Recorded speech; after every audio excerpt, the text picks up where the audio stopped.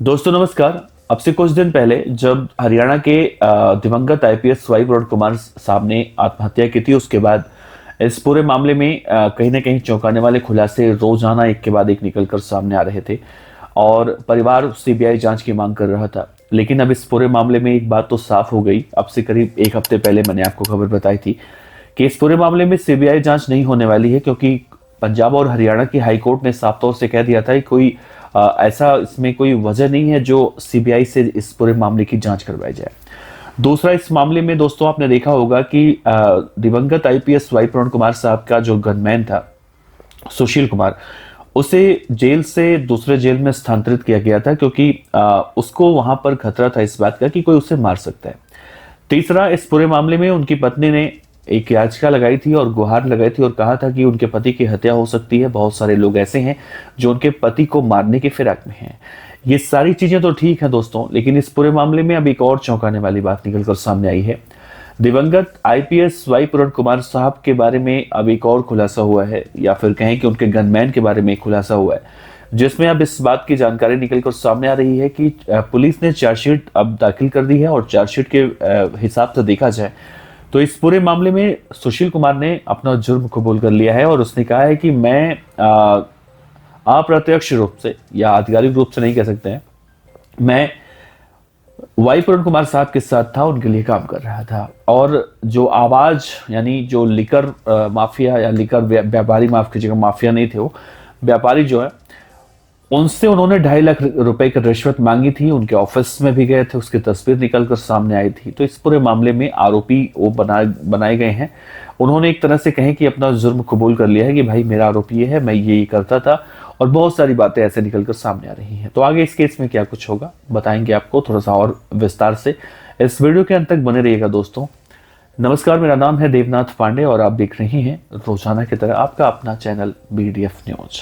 देखिए मित्रों, दिवंगत आईपीएस वाई वरुण कुमार से जुड़े रिश्वत के मामले में पुलिस ने उनके गनमैन सुशील कुमार के खिलाफ पूरी जांच अब पूरी कर ली है और इस बाबत कोर्ट में चार्जशीट भी दाखिल हो चुका है। आरोप पत्र है, उसके मुताबिक एफआईआर नंबर 319/2025 6 अक्टूबर 2025 को police station urban state Rohtak में दर्ज हुआ, जिसके बाद कार्रवाई हुई और इस बाबत दिवंगत आईपीएस वाई वरुण कुमार साहब के गनमैन सुशील कुमार पर एक लोकल वाइन कॉन्ट्रैक्टर से 2.5 लाख रुपए मांगने का आरोप लगा। इस मामले में शिकायतकर्ता ने इस बात की मांग की कि कहीं ना कहीं जो एक ऑडियो निकलकर सामने आया था और इस घटना का एक वीडियो भी उसने पेश किया था। आरोप पत्र में इस बात का जिक्र किया गया है कि सुशील कुमार पर एफआईआर उस वक्त दर्ज की गई थी जिस वक्त वो पूछताछ के लिए पुलिस स्टेशन बुलाए गए थे।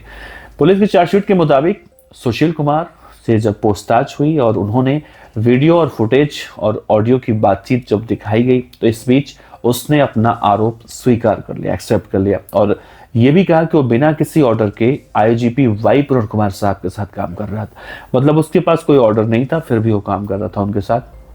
उसने कहा कि उसने ये रिश्वत आईपीएस वरुण कुमार के आदेश पर मांगा था। सोचिए, बड़ा आरोप है ये। आरोप पत्र के मुताबिक सुशील कुमार को 7 अक्टूबर 2025 को पकड़ा गया, उसे कोर्ट में पेश किया गया, जहां से कोर्ट में पेश करने के बाद उसे जेल भेजा गया और उसी दिन आईपीएस वाई वरुण कुमार ने अपने आप को खत्म किया था।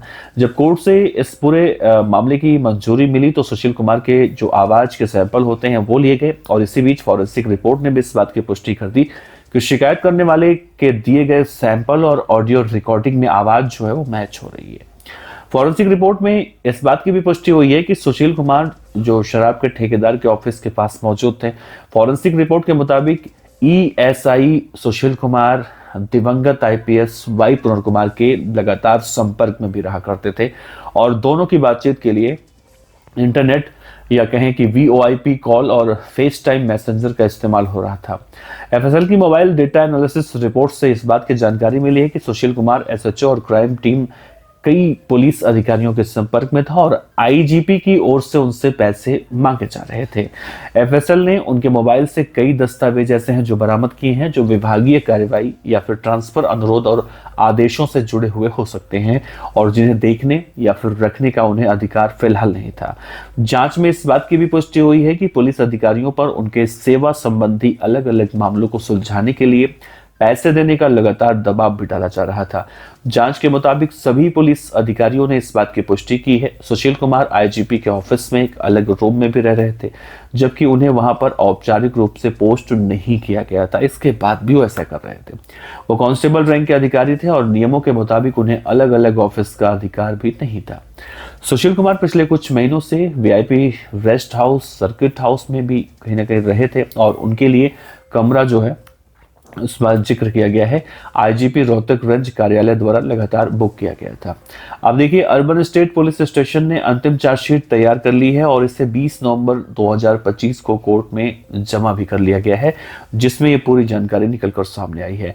अब इस पूरे मामले में देखिए, चार्जशीट दाखिल होने के बाद अब इस बात को तो ये अगर कहा जाए, चार्जशीट में अगर देखा जाए तो ये बात कहीं ना कहीं पुलिस की तरफ से जांच में ये कह दी गई है कि दिवंगत आईपीएस वाई पूरण कुमार साहब के आदेश पर ही उनका गनमैन सुशील कुमार 2.5 लाख रुपए रिश्वत मांग रहा था या मांगने गया था, या जो भी कहानी निकलकर सामने आई थी। यानी इस पूरे मामले में देखें तो सीबीआई जांच क्यों नहीं हो रही है, ये कहीं ना कहीं साफ हो चुका है।